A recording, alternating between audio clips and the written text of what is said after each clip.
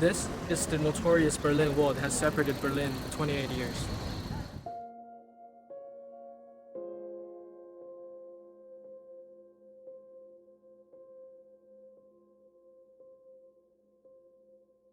Yes, we did cover Berlin in the last episode, but I intentionally picked out this part because in this episode, we're going to talk about one thing, that is war and peace.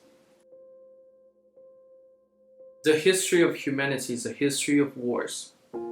We had prosperities, but we also went through depressions. We fought for human rights, but we also destroyed humanity. We made rules, created civilizations, but we also invented weapons, committed genocides. However, the Second World War was unprecedented. We suffered from the greatest numbers of casualties, which was estimated to be over 56 million total losses.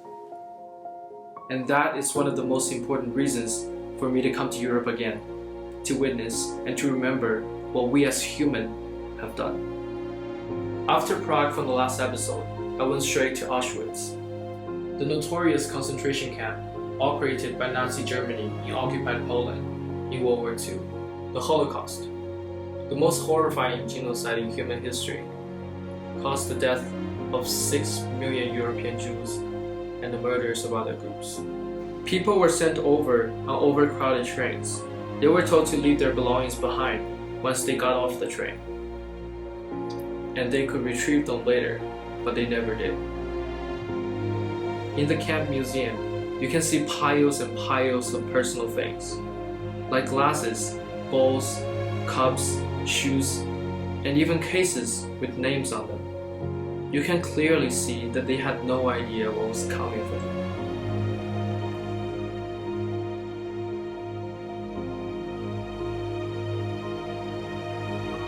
Healthy adults were sent to do intense labor, while children and elderly were sent to gas chambers for extermination, which was sugar-coated to taking a shower.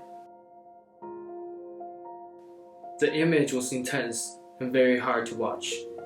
You see rooms crammed with tiny 3-level bunk beds, a wall where they execute prisoners, and the worst of all, the gas chambers. When we were about to leave, our guide said something that I'll never forget. You may think that all of these things were crazy, but it could not have been done by just one psychopath, Hitler. When these Nazi soldiers were told that Jews were the pesticide of the society, they no longer saw the Jews as human. It's hard to imagine the dark side of humanity, and this is definitely not the first time in our history. As I left the camp, I was saddened.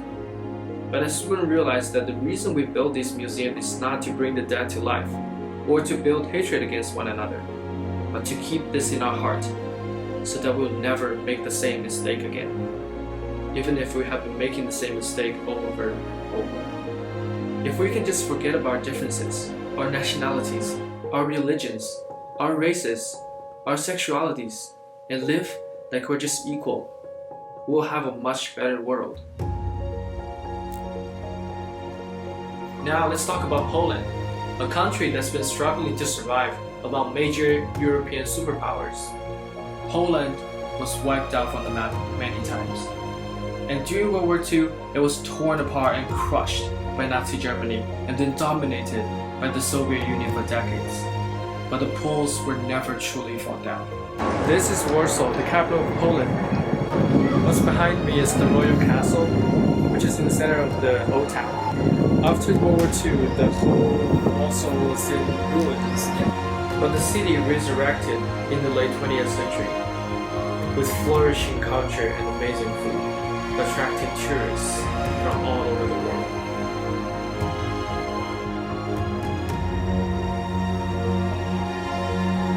And now, the motherland of Frederick Chopin and Marie Curie has once again stepped onto the main stage of the world.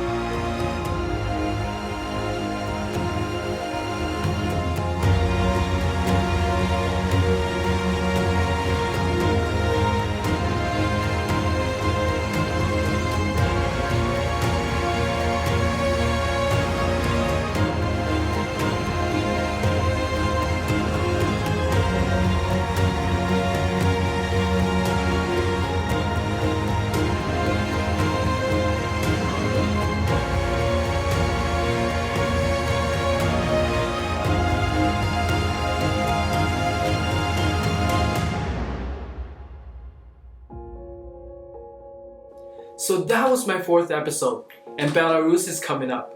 And if you guys like this video, smash that like button here and subscribe. And I'll see you guys in the next one. Peace.